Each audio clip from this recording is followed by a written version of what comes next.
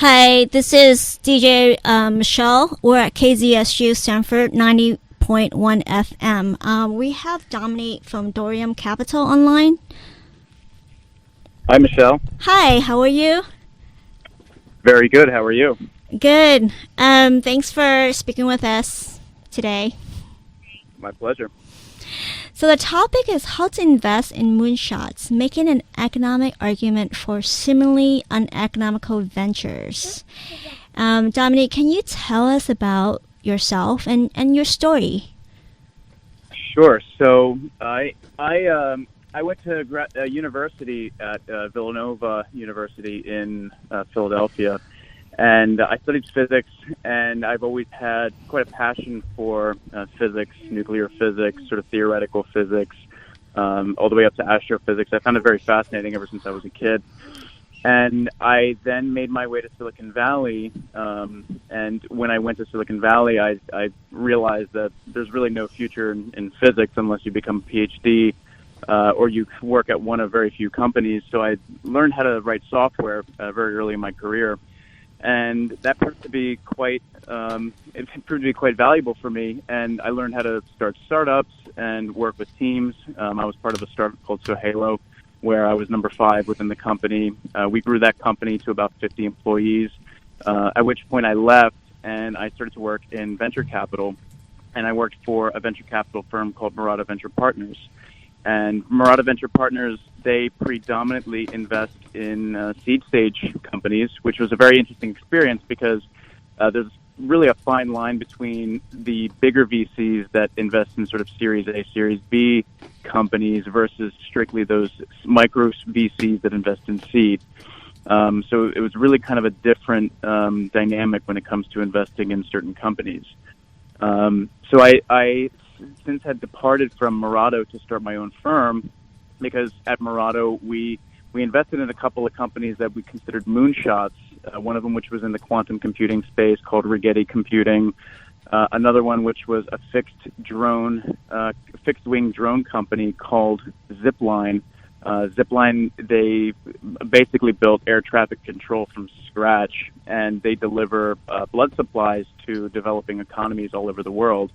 And these were really, really ambitious projects where when we wrote them a check, we knew that there was a very, very high likelihood that they were going to fail, but if they actually succeeded, that the returns were going to be quite rich. Sounds interesting. I don't know a lot of VCs who actually invest in moonshots because, do you eventually get a return? Is that a concern? So for the most part, I mean, I would say an overwhelming majority, over 90%, don't yield returns. Mm-hmm. However, our model is around the fact that we write larger check sizes for projects that have more or less binary outcomes, where the likelihood of failure is very high and so is much more risky. However, if we do have, one or luckily 2 of these moonshots that come to fruition, they can yield spectacular returns and over the tens of billions, which is sort of our thesis. And early on in the company's life cycle, we have a lot of experience in operating companies, myself and the rest of my team. And so we really help out those founders when it's just 1 or 2 or 3 founders and a handful of employees. We help them operate. We help them on the sales side. We introduce them into potential customers. We really help coach them around product development and iteration. We help them recruit. So when we help them with sort of those like very boring, mundane processes, the founders and the employees themselves can focus on pushing product and really doing what's valuable to the company, where we in the early stages really help them with just all of like the nitty-gritty that sort of takes them off of the focus of building a product, and henceforth gives them a lot of jet fuel that allows them to get their product to commercialization. So in the Valley, people talk about team, product, or market. What is the most important to you when you're looking at your type of company that does moonshots? So yeah, it's a great question, and I think the answer is really different at what stage you invest in. So for the purposes of this conversation, for seed stage companies where it's only one or two founders, first and foremost, the founder has to be. The founder has to be exceptional, and by exceptional, they've either they've sold companies before in the past, they've got a proven track record. Or they just, if they've never, been a startup founder, if they never had a successful exit, they have just a very, very contagious charisma. Because at the end of the day, these people are building companies that are based around something that's pretty much impossible. So recruitment becomes very difficult. Keeping everybody's morale up is very difficult. And ultimately, they need to be like these, for lack of better terms, they need to be these cheerleaders that are helping push their team forward. And they have to be very, very good leaders, first and foremost. And I think that's above and beyond product market fit, as well as the market itself. Now, after we've assessed, whether or not we think the team is the right is the right team for the job, and if they're exceptional, the market is the second portion of what we take into account when we do our diligence. And when we look at market for like a moonshot, like one example I'll give you is there was a company, it's raised quite a bit of money, and the company, I don't know if you're familiar with, have you ever heard of Planetary Resources? No. Yeah, here's a really interesting company that, seems like a moonshot literally because they're up in space, but they launched these satellites, or at least their whole hypothesis was they launched these satellites, rocket ships into Earth's orbit, and they've identified something like 15 or 16,000 near Earth asteroids that are made of completely of platinum or completely of gold, very high value natural resources that are very close by the Earth. Wow. That they then want to harvest and bring back to the Earth. Wow. So if you have let's say an asteroid that's like the size of 5 football fields that's just made of pure platinum, you can make the economic argument to spend a lot of money into bringing this asteroid back and harvesting it, because obviously the returns on that is directly related to the mass of that asteroid. Mm-hmm. So in that case, that's sort of just one example as to how we really look at the market. Another example would be quantum computing, and and a lot of these quantum computing companies, be it if you're a startup or if you're at Google or if you're at D-Wave, a lot of money needs to be sunk into these companies before they really yield any revenue. Mm-hmm. So one of the companies that we invested in at Murado was a company called Rigetti Computing, and they, this is a very capital intensive project. The other thing you need to consider is that, if you're an early investor, you also need to make sure that you reserve enough capital for follow-on rounds, because if you invest at, let's say, the seed, and you invest and you get 5% of the company, by the time they IPO, presumably, 5 to 7 years down the road, your 5% will be squeezed down to a mere 0.5%, just because of all the dilution and all the capital they need to raise to keep the company going. So that's really another consideration. So with something like quantum computing, the use cases are everything from chemistry to new materials discovery to quantum machine learning, and really the sky's the limit when it comes to the total market size for or at least the addressable markets that something like a quantum computer can go after. Now it's a very, very ambitious project to undertake, but if they do execute properly, then a company like that could potentially be worth tens of billions, if not hundreds of billions, in the long term. So it's really sort of weighing the risk with the potential outcomes, but also bearing in mind how much capital is required to continually invest in the company for subsequent rounds, such that you don't get squeezed out in later rounds. So I guess, I've heard of Black Sky, and they make satellite as well, but they use images to do machine learning for the people and the objects on Earth, which is a little bit different from space and asteroids and all that stuff. I think the third one is product, and product is basically the technology. Do you look for passion and knowledge in the technology? And it doesn't matter if it's like a woman and men or woman. It's just a person, right? Yeah, it's always, it just comes down to how much passion that person has, and you really nailed it. And in my experience, actually, some of the best software engineers I've ever worked with were like philosophy majors or English majors in college.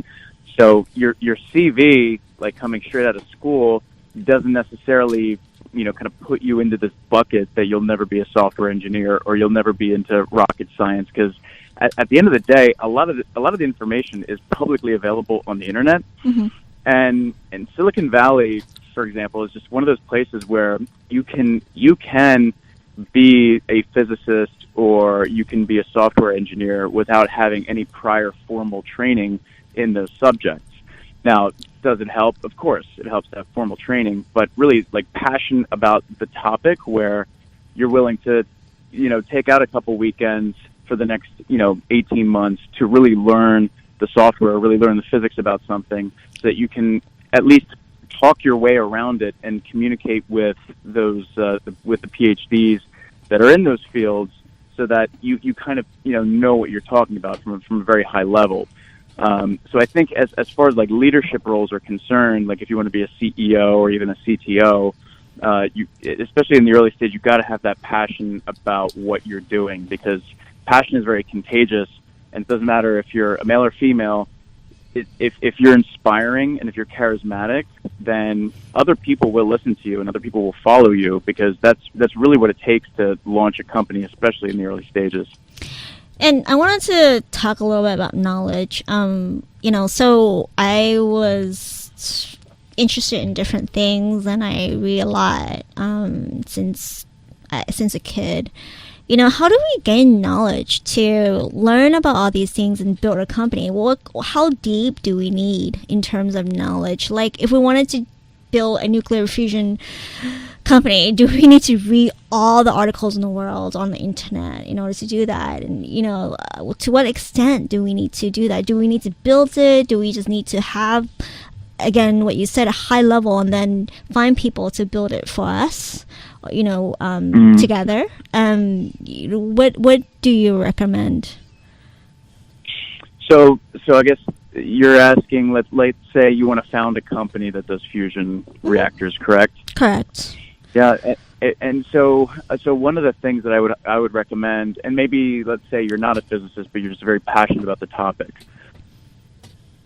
You really want to submerge yourself in an environment where you are around sort of particle physicists and plasma physicists, and you really want to just create these relationships with these people, be it academics or engineers or other entrepreneurs, because when people start coming together and they start exchanging ideas, every single idea or every single company always kind of starts out with, hey, we were hanging out, we were at the bar, and we talked about this, and then all of a sudden we said, hey, let's give it a shot, let's do it. And those very early stages, there is a lot of sort of talk, and it's like, hey, let's talk to this person, maybe they know the question to the answer, or the answer to the question rather. And for something like building like a fusion reactor, it does take a long time before you actually go and spend, your first few dollars on that prototype, or even begin to incorporate your company. So it is a very long process, and even if you look at some of the companies that are out there like General Fusion or TriAlpha, if they've been around, they're still technically considered to be startups. They haven't generated $1 of revenue, but they've been around for like 20 years. And granted, they do have prototypes and they have a lot of experiments running, but it all started with someone being like, hey, we got to do this. And then just you have to be able to gather people around you that also share this vision, and that's really the thing that will drive the company forward, is that everybody has to share that common vision. And then that rule, like to 2 degrees of separation, to was it Kevin Bacon, right? Yeah, I think he said that. Yeah. He's connected to everyone.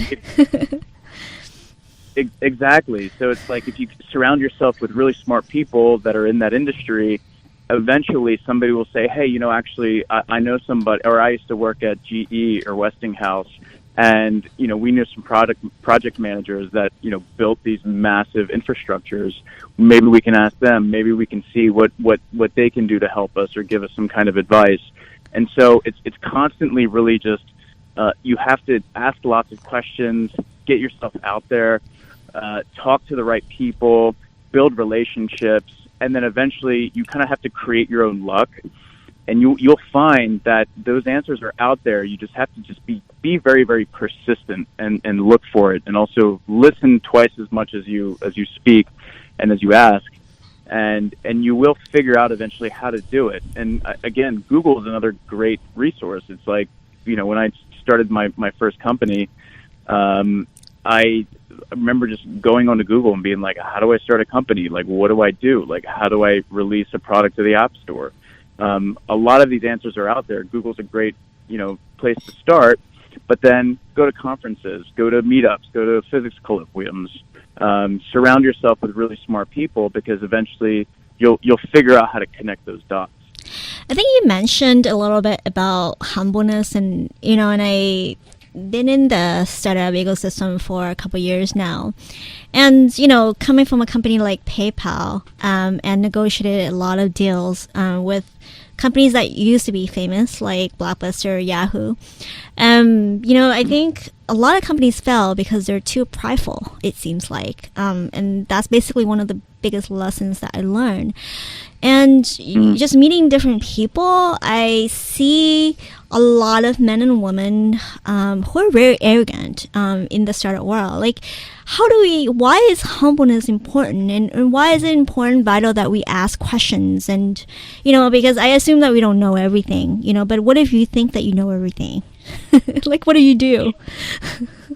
Yeah, it's a really good question. I mean, it's funny because a lot of those, maybe not a lot of them, but a good handful of those arrogant people do kind of slip through the cracks. Mm-hmm.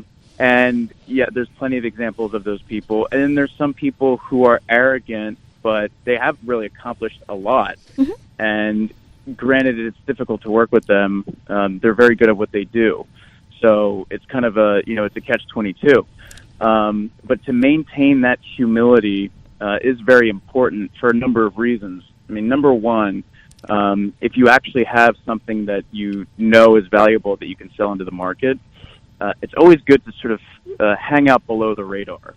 And actually giving that air of mystery to other people where you're flying under the radar, especially these days in like LA and Silicon Valley, everybody's just, talking about, oh my gosh, they have the next idea for this next app. They know every single VC. They can connect you with everybody. Like, in my experience, the people that actually know people, or the people that are very important, they tend to never share those details because they find it highly annoying when other people latch on to them. And they're like, waiting for a meeting or waiting for them to connect them with somebody. It turns into quite a nuisance. And it's actually kind of like one of my like barometers that I use for identifying whether or not a person is legit. And 10% of the time, those that are name dropping and that are arrogant, they pull through, but it's very low probability. And so if you maintain the same posture, and instead of being arrogant and name dropping, you talk to the person, you debate them, you challenge their ideas, and you bring forth what knowledge you have, and also still keep an air of mystery around what you're doing, you'll start to pull people in, and people will then listen because they'll find it very interesting about what you have to say. Whereas nobody really cares who you know or who you're connected to unless that other person is just like, the person I just described, and who is also arrogant, and then, they kind of attract each other, these people. They're like, they're like gnats going towards the bug zapper. So yeah, humility, regardless of what you see on television, like being humble, but at the same time knowing your stuff Yeah. It goes a very long way. I think there's a good balance between being humble and being confident, and not being arrogant. But like with Moonshots, I assume that you need to attract your team, and when you attract your team, you're like, oh my God, I wanted to create a company that allows for brain synchronization and, communicate with, the aliens in space. How do I, and I'm starting out with no money. How do I convince a team to work on this project with me? Well, it's a good question, and it does go back to that my original statement that I made about us investing in teams. It's like you have to be super inspiring, mm-hmm. and that could be you're either charismatic or you're very knowledgeable, or you have to have that thing, that fire inside of you where somebody looks at you and says, oh my gosh, this could be the person that helps us get from A to B. And it isn't always necessarily the person with the most knowledge or the person who's like an expert PhD in some field. It's somebody who is just a very, very good leader.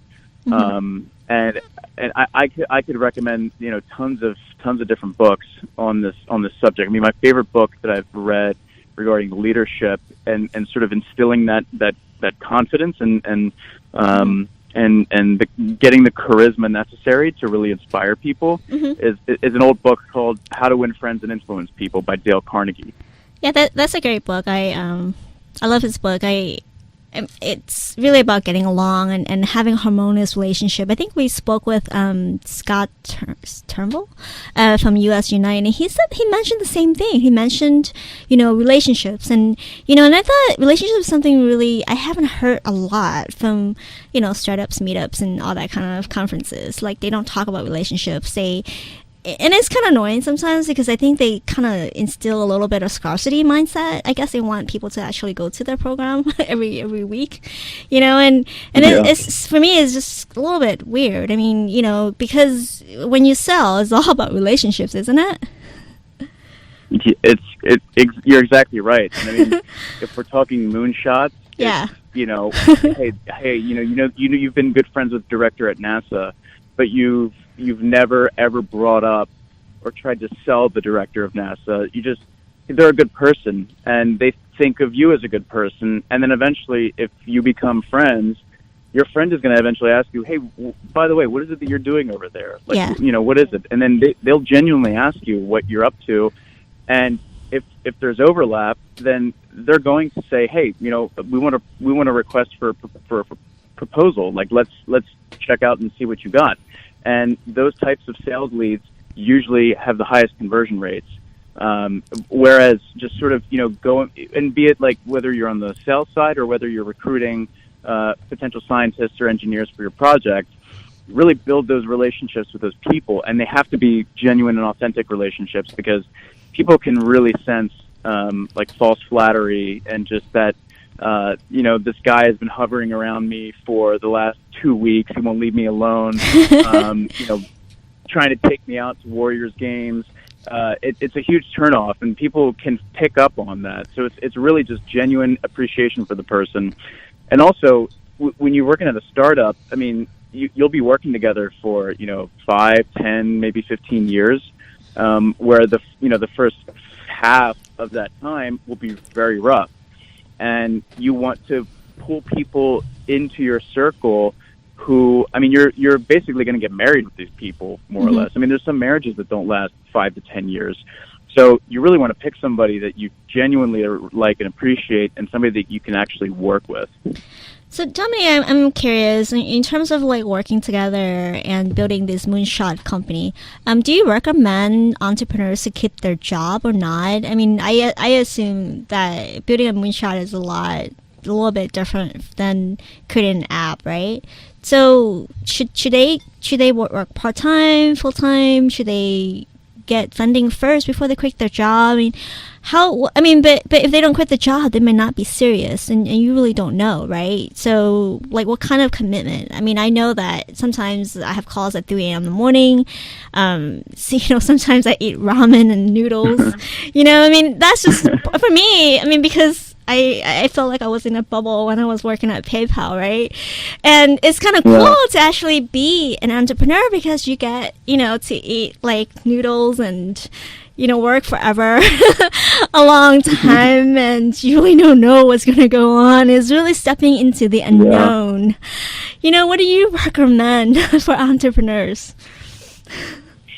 So I always recommend, don't quit your day job because you don't want to kill yourself in, just like a nonstop ramen diet, because again, you also want your brain to be functioning and to be, all the pistons to be firing all at once. For the most part, like in those very, very early stages where it's still like an idea, there's times at work where, you can kind of do a little bit of research in your downtime, send a couple of emails. Another idea is be open and direct with your boss and say, hey, listen, I kind of want to work on some entrepreneurial stuff. I have a few ideas. Would it be okay? You always maintain that level of transparency with your boss. It may be difficult in like a large corporate environment, but I highly recommend first considering to keep your day job before quitting it, because it's always good to have maximum cash flow and minimum burn, especially in the early stages. And a lot of the times in the early stages, it is mostly just information gathering and being connected to the right people. And it's a lot of just emailing back and forth. Maybe a little bit of travel in between, but it's those early stages where you haven't written a line of code or you haven't built anything yet. The other thing I would recommend is, so most of the entrepreneurs that we invest in have some kind of technical background, and they use that technical background early on to freelance and to do, either write software modules kind of on the side, or they're designers and they do a little bit of design work here and there. But ultimately what they're good at doing is finding little odd jobs here and there, and they have some cash flow coming in, but they're minimizing their burn very early on. So you don't want to be making a $500 car payment every single month and, living in downtown Palo Alto paying $3,500 a month for rent. It's not sustainable if you want to be, unless you have loads of money and you can support that. If things are tight, then you got to cut burn immediately. That's the number one thing. And you'll be surprised. I mean, if you really are passionate about this idea that you want to implement, you'll figure out ways to really stretch your dollar. When I first started my company, I had like $5 a day that I had reserved for food on a daily basis. And I did that for 3 months. And I would go to Costco and buy a giant sack of jasmine rice and then some soy sauce. And then if I was really feeling, excited, I would, buy some chicken breast and have that. So it's you can really stretch it out, and you can figure out ways to eat on the cheap, to live on the cheap. There's lots of co-living spaces now, throughout Palo Alto, where you can live. You share a room with 3 other people for $400 a month, and the thing is it's temporary. It's not going to be long term, but that also comes with a lot of sacrifices, like the quality of food that you eat. You're probably not going to have a social or romantic life for very long. So you have to take these things under consideration, and you have to understand, what's important? Is my social life more important than this vision, or is this vision really important? And usually if it's the social life, then you're probably not passionate about it in the first place. And as VCs, we really like to see those teams that bootstrap their way to getting to a prototype or to some phase of the project where it's wow, these guys, they really put some thought into it, and a lot of blood, sweat, and tears, and they have something here that's very competitive. So that it's very big when it comes to figuring out just ultimately cutting your burn, maximizing cash flow very early on. So before we go, I wanted to, since in this context, I guess, for Moonshots, do you recommend an ICO for Moonshot companies?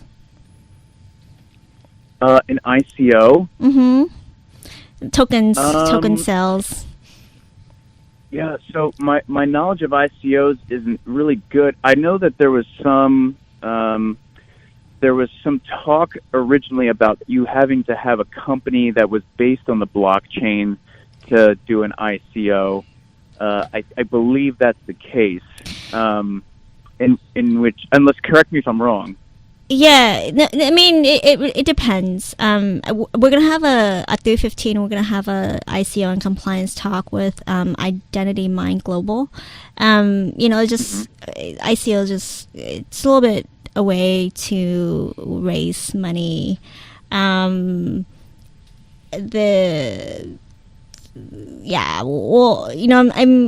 were, I think, at the nuclear fusion conference. I was talking to someone about ICOs and Moonshot companies like nuclear fusion, and it could be a possibility, but I wasn't sure if it's popular. But because I think when you're so focused on entanglement or science and quantum computing, and sometimes, and it's good to be focused, like do you like really is aware of like just really different ways to make money, and I guess like here I think finding the particular VCs are really important, because I call you a moonshot VC because who's going to take that risk, right? I mean, most normal VCs wouldn't they? Because it just, the risk is high, but I think that if successful, the reward is massive, and I guess that's the topic, right? How to invest in moonshots. Yeah. So I guess what you're asking is kind of like in a way, get faster access to capital by using this ICO vehicle, correct? Correct. And kind of one VC taking all this massive risk versus, tens of thousands of people taking little itty bitty risks, but spread across a very, wide sort of funnel, so to speak, correct? Correct. I mean, for me, ICO is just like distributed investing, right? I mean, it potentially disrupts the VC space because you have to be compliant with the SEC, but, if compliant, then you have a number of people supporting you in your project. It's kind of like Kickstarter, and Indiegogo. But in a different way. And, I could see the future going toward that, right? However, I think also having, the Moonshot VC supporting the project is important because you guys know what you're talking about, right? I mean, you have the experience. I mean, I think, expertise is important, and that goes back to relationships as well. Because I think distributed investing, you have so many people, but not everybody is going to be personally involved in the project. But I'm just guessing with VC, you can, I imagine that if I wanted to send messages into space, I can call you, Dominik, and say, hey, I had an issue with something. Can you help me? I'm hoping that you will respond, right? Totally. Yeah, no, and I think you bring up a very good point, because VCs do love companies that can raise some non-dilutive capital. It's capital that doesn't affect our cap table we love, right? Because we don't get squeezed out, and the companies can get extra money, which extends the runway, which makes them more competitive for their next funding round. So in that respect, ICOs, I think, are phenomenal vehicles for if they are non-dilutive, for raising non-dilutive funds. But you're right. Again, it's a lot of seasoned entrepreneurs. They want to pick the right VCs that have experience in a particular sector, because they can go to them and they can ask them questions about operating, or they can get them to make introductions to potential customers that they already have great relationships with. So it's really it's a kind of a trade-off. You have smart money, which is expensive, versus just money without brains, which is great, but at the same time, you're getting the added benefit of kind of the smarts and the experience at a higher price. And so, especially early on, I think it's good to partner up with a VC in order, especially if it is your first rodeo. It's very good to partner up with a VC so that you can get a lot of that knowledge that transfer of knowledge from the VC into the company, Mm-hmm. and yeah, somebody you can just call at on a Saturday evening and say, hey man, listen, I'm having some issues, like or I'm pulling my hair out right now. Our company might be going under. It's good to have a coach on the team. Yeah, I mean, which is awesome. I think building a company requires a lot of teachers, and and then passing on that information to people that you teach one day, hopefully. So we're at KZSU Stanford 90.1 FM, and this is a Stanford radio station. I think campus is pretty dead, but we do have a student here. Yeah. And do you have any advice or wisdom for entrepreneurs who want to build moonshot companies? Don't be afraid to ask questions. I think a lot of people are they think that either it's such a moonshot that nobody's going to listen to me, or they're even too afraid to ask a question to like begin somewhere, because the first thing, I mean, everybody's afraid of being shot down, and my advice is you just got to keep trying, and you're going to get so many no's. Yeah. And you're going to get so many people laughing at you, and so many people that really think that you're absolutely insane 99% of the time. But you will find a handful of people that will believe in your vision and will see your vision. And it just takes a lot of time, and it just takes a lot of, you got to just be at it every single day. And you can't give up that confidence, because the moment you give up or you start doubting yourself a little bit, that shows in your body language, and it shows in your tone. So just remember that it's par for the course when you have 99 no's, because that one yes is down the road. It's just you have to keep your head up. So before you go, I have a question about not giving up and also dealing with the no's. I mean, being an entrepreneur is not easy, because sometimes you have to let people go. Sometimes you get yelled by your customer. It's a lot of EQ, right? And if you talk to like 10 people and 9 people said no, how do you keep yourself from being depressed? Oh man, I know, right? I mean, but this is really like something that you have to deal with. Everyone has to deal with when you're an entrepreneur. I mean, like no and getting yelled at, those are normal. I mean, it is normal. Yeah, I would say one of the things that I think one of the things that really helps is exercising a lot. Mm-hmm. Try to get some endorphins, or try to get some neurotransmitters that make you feel good flowing through your body. I would say that's kind of like a really primitive way of keeping your head up. Going for runs, meditating, completely cut any kind of, alcohol, tobacco, any other mind-altering substances out of your regimen, because your brain needs to be in tip-top condition so that you can regulate it. And yeah, you're right. Like, you're going to have some days where it's just like the lows are really low. Mm-hmm. And just even, just having somebody say, hey, keep your head up is not enough. There are things where you do have to get your mind off of things, and just, there's nothing better than just going for a nice run and listening to some classical music to kind of take your mind off of things. And if you feel depressed, drop and do 20 push-ups.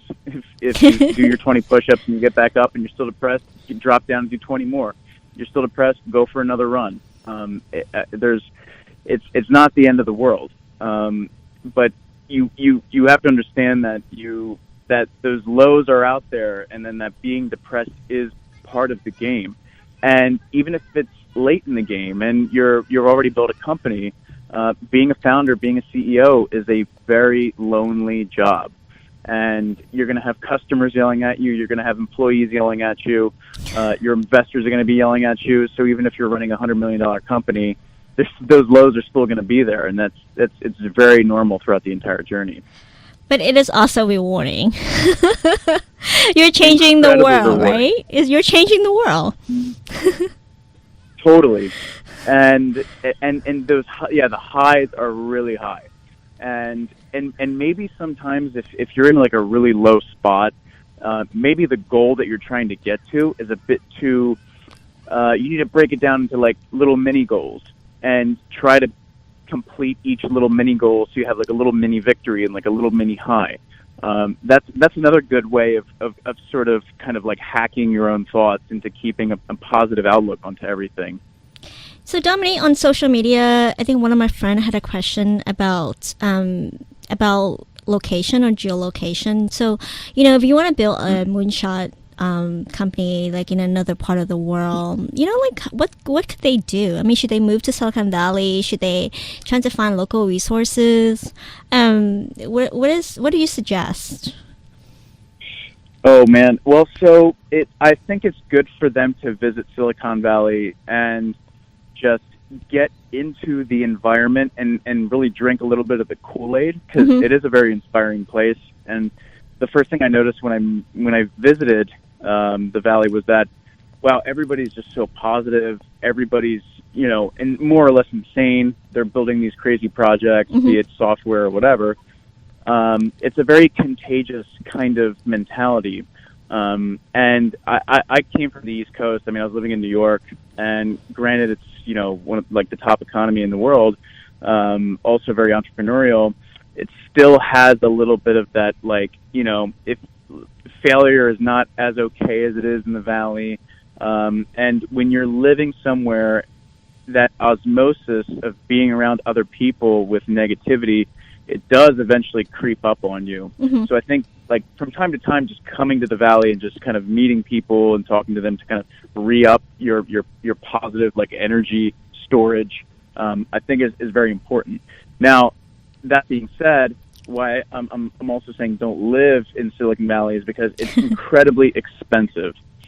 And, like, if you, for example, like, I spend a lot of time in Poland and just in Europe in general, you can live in Warsaw, and which has access to great engineers for, you can live in a really decent apartment for $200 a month. Wow. And if you have the internet, you can do things that you want to on the internet, and it's a great city, and there's lots of really smart people, and now, like, there's a lot of these, like, other tech hubs popping up all over the world. So I think it's good to sort of go to Silicon Valley every once in a while, drink the Kool-Aid, but if you're just starting up and if you're overseas, you can still do a lot of great things overseas, because, again, it all comes down to managing your burn. And then once you get to a point of where you got something really competitive and you want to go and look for investors, then you can start thinking about coming to the Valley once you can actually afford it. But I've seen a lot of people come to the Valley, they tried living there for a couple months, and then they more or less run out of money, and then they, all their hopes or dreams are dashed because it was just too expensive. Awesome. Thank you, Dominic. Dominic is a VC at Thorium Capital, and we really appreciate you. Thank you for sharing your thoughts and your stories with us. Yeah, sure. Thanks, Michelle. Thank you. Bye-bye. Bye. Bye.